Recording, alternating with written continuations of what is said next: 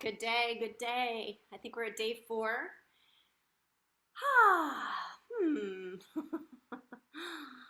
I've got a busy day today, the rest of my day. It's noon, and I am going to commit to doing this for 30 days. So, day 4, it's going to be a brief practice, but it's going to be a practice. So, let's start without much ado by picking our card. And I hope this video shows you that you can do yoga that doesn't have to be 45 minutes or an hour and 15 minutes, hour and a half. Your practice can be anywhere, any amount of time, any clothes.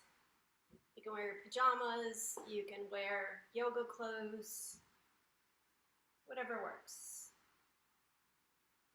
So we've got the Hermit, Usmia, the Hermit on the day that's busy. What a beautiful card. Usmia. I think Usmia is like lichen. I want to say that it grows on anything. Let's see here. Number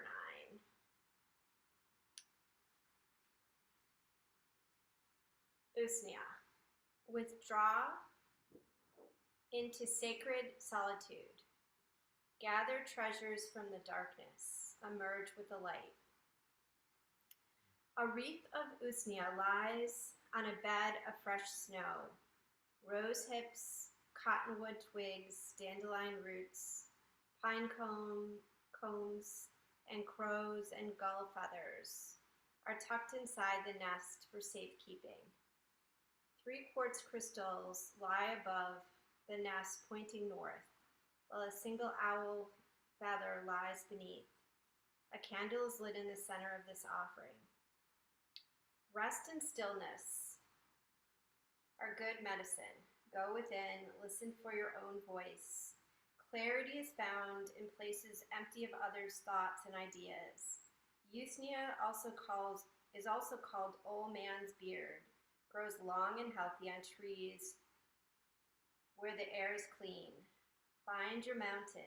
Ask for guidance from nature. There are many gifts to be gathered in dark times. Rose hips, cottonwood, and pine cones among them.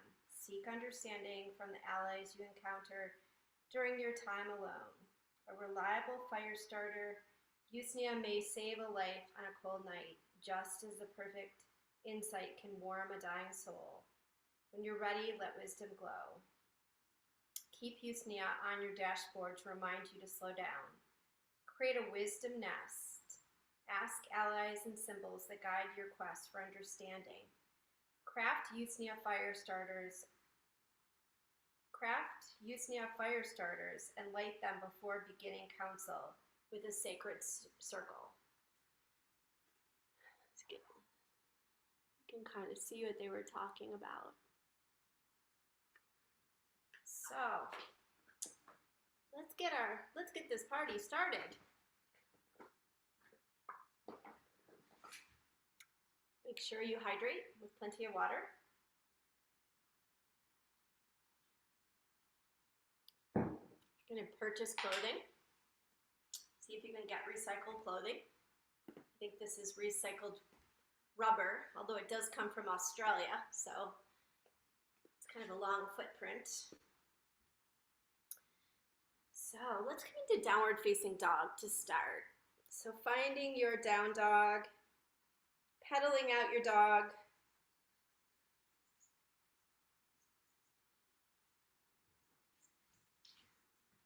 Allowing your feet to plant firmly into the floor. And on your inhale, come into a high push-up position. Let's just hold here for a few breaths in high push-up. Allowing the head to be long. Fingers rooted into the mat, fingertips pressing in. Just rocking forward and back. Waking up our feet, shins, our core. drop to your right knee, open up to the side. So coming into a modified side angle. So you're going to root your right knee down, lifting up your right hand, right arm.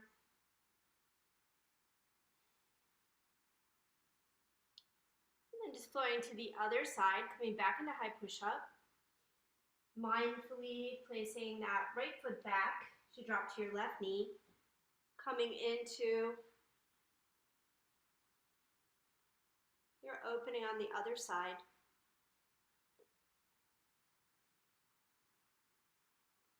You can hear the rain. It's a beautiful rainy day here in Asheville. Placing that hand down, coming into hands and knees, coming into a couple of cat dogs or cat cows. Just letting the spine undulate one way and then the other.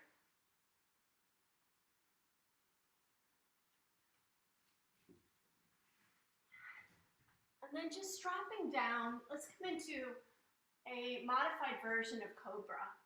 So I think it's called Sphinx pose.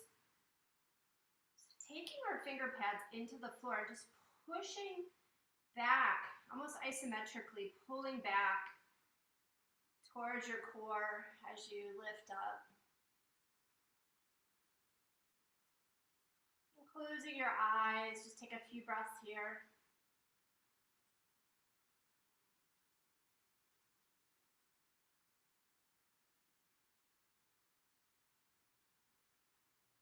And then if you want to come up higher, you can come into Cobra with your arms bent. If you want to come into more of a swan pose, yin pose, you can do that.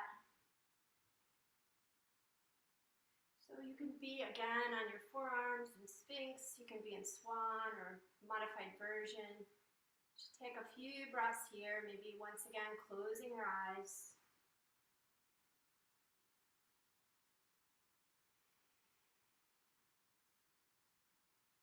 And then as you take a breath, just take your right shoulder back, looking over your right shoulder.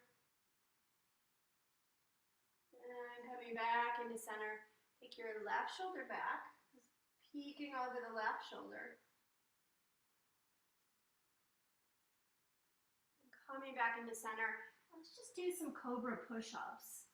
Just coming up and down. Let's do, I don't know, let's do 10 of them. Let's start now. So interestingly, with these Cobra push-ups, you can really use your arms, or you can use your back. So if you use your back, you're really not pushing into the floor much. And if you use your arms, you're really working those arms. So let's do 4 more. 4, 3, 2, and last one. Nice, and sitting back into child's pose.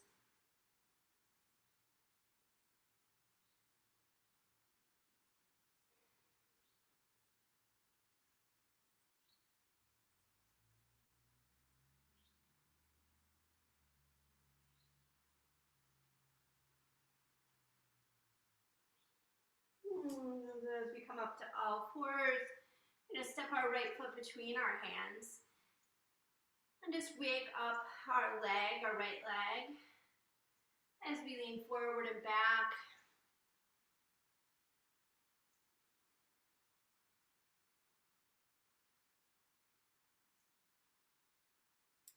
As you come forward, come onto the ball of the back foot, just finding your lunge.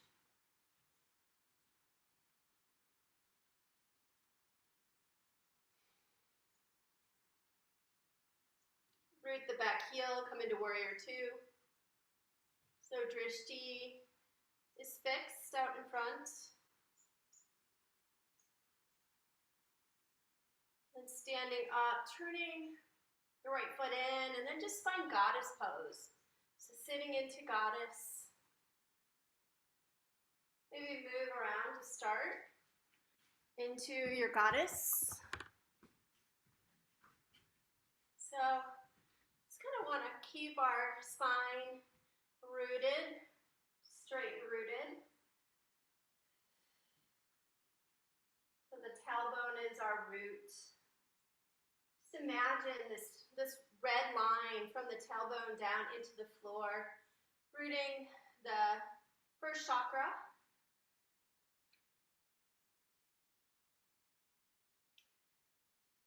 The first chakra is where the Mula Bandha is, the bandha that really locks in the energy at the root.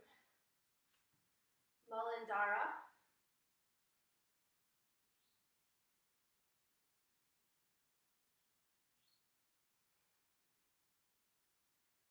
And just standing up, turning our feet in, and then turning our right foot forward, taking our hands to the ground, coming into downward facing dog. Coming into a high push-up, you can do a vinyasa, low push-up, up dog, and downward facing dog. And stepping that right foot up, dropping to your back knee. Hopefully I don't forget anything. I think yesterday or the day before, or both days, I forgot to do something on the second side, which is such a rookie move, but oh well. There is no evenness in our bodies or fairness in life, right? It's better to err though, doing too much on the left side because most of us are right-sided dominant, left brain dominant.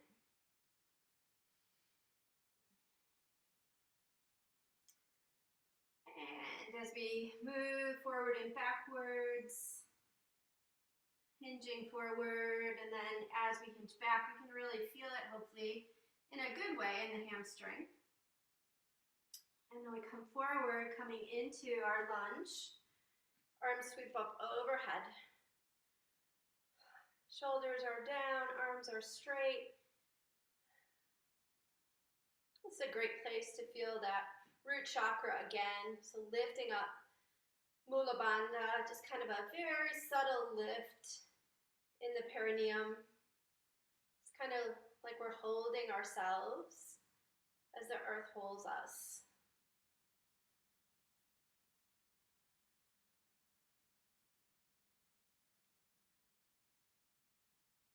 And then rooting the back leg. I think we went into warrior two from here.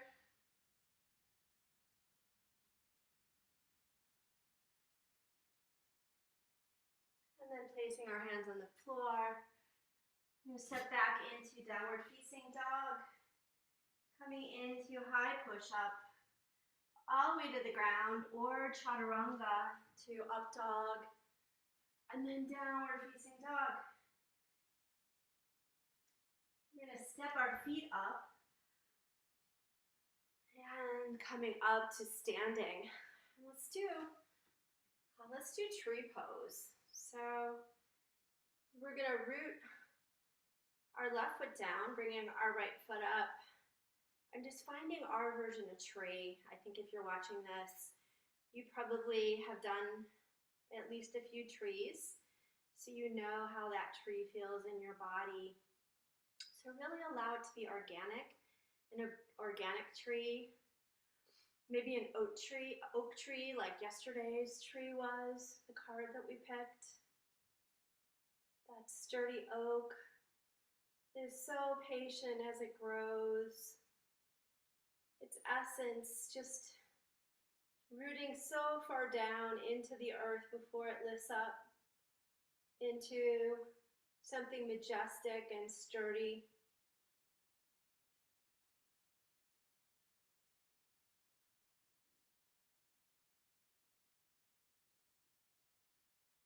And our hands come back into heart center, releasing the right foot as we come into a left-sided tree.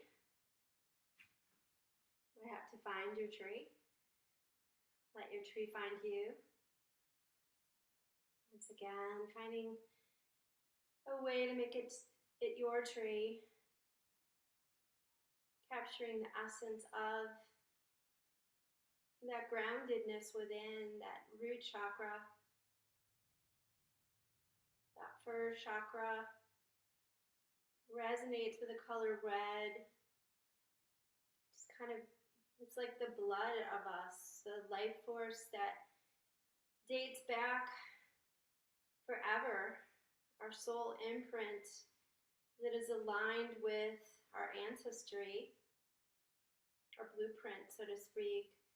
It really starts at that root of us, that Muladhara chakra. And coming into a squat. If you want to do crow, you can take this opportunity to go into your crow. I'm actually going to just be sturdy and quiet for a few moments.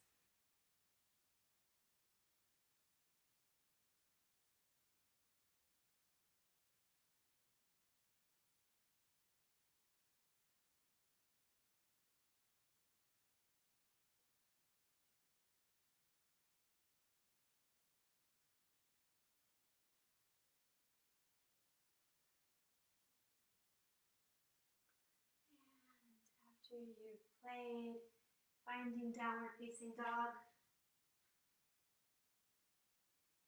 stepping the right foot up, coming into warrior one, and angling into warrior two, straightening your front leg, finding your triangle pose, however it works for you to find it.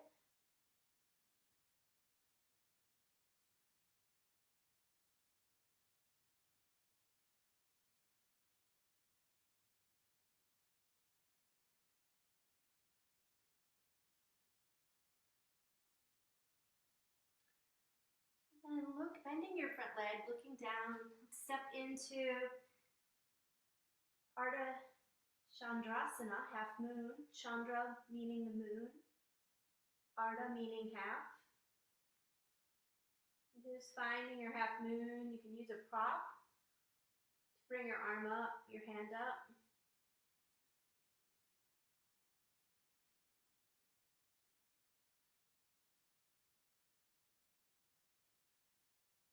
Taking your left hand to the ground, reaching the left leg up, and then take that left knee behind the right foot.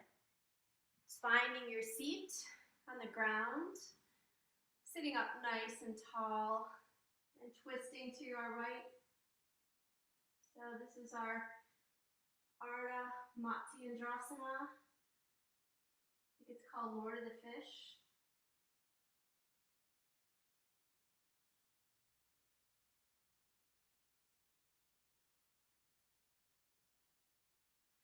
And swinging that right leg behind us, coming into pigeon pose.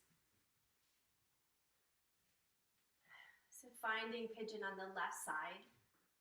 You can stay upright or you can fold forward.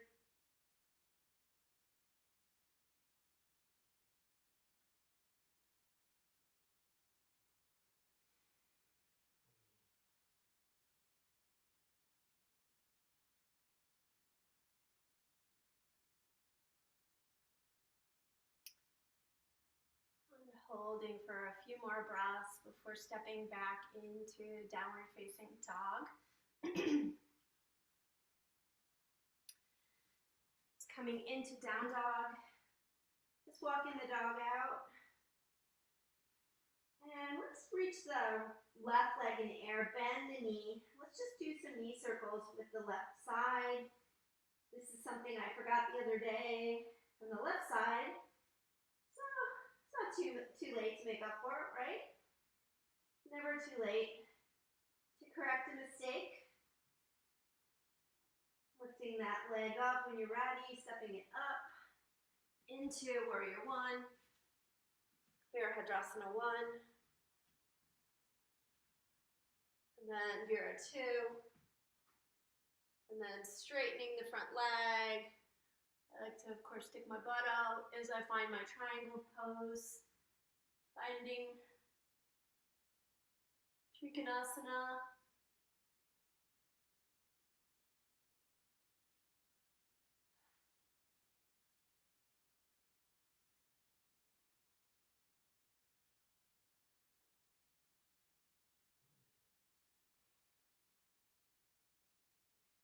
sinking down as we come into our Ardha Chandrasana, half moon. You can always play with half moon. You can try to take your hands together. No hands. Or if you ever do this pose, of course you can reach for the back foot. Just do the traditional. I have a teacher, Michael Johnson, who likes to take the right hand to the ground and kind of look through the window of the arms, which is kind of nice. Takes the balance out. And let's take it into standing split. And then that right knee comes behind the left foot as we find our seat, sitting up nice and tall. Inhaling here and twisting on the exhale. Hear the rain, woo! Raining.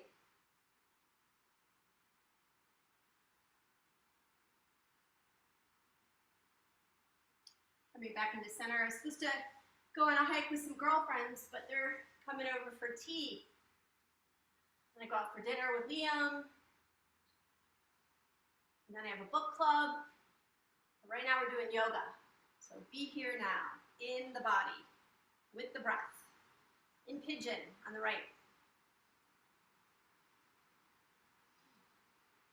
And finding this place of pigeon for the next few breaths.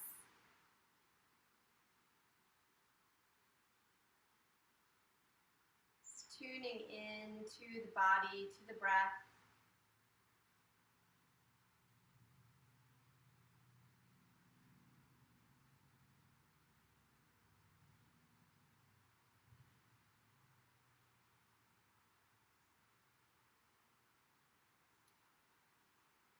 When you're ready, coming back into downward facing dog, paddle it out.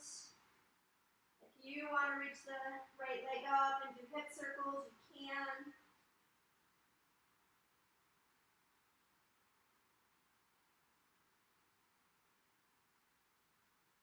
You're ready, stepping it forward, coming onto your seat. Extending our legs out.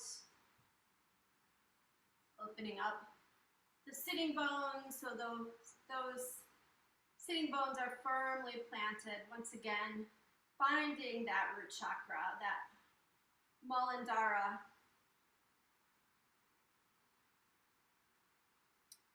Taking a breath in, and then on the exhalation, folding over your legs.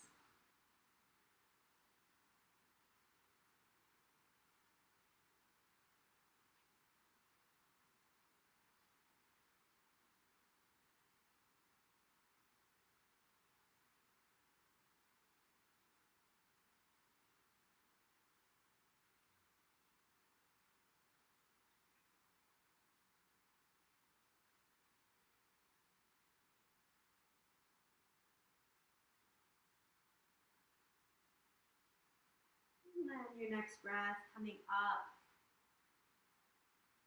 to seated. And we're just going to find our seat here for a moment and just tune inward. So allow your body to tap into its essence.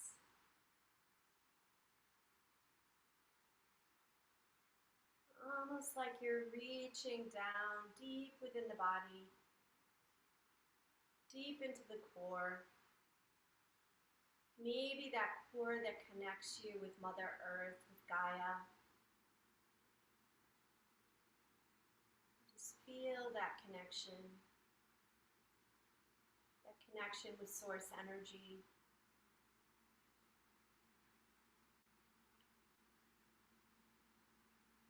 Just holding here for a few breaths.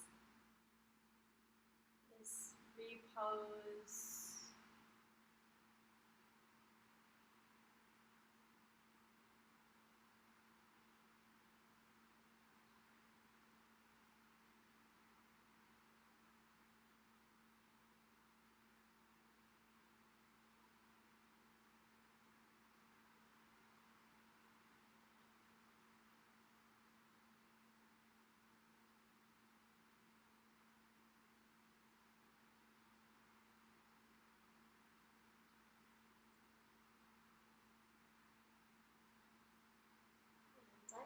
close out this practice today, but if you want to lie down and do your own Shavasana or continue your practice, I invite you to do so.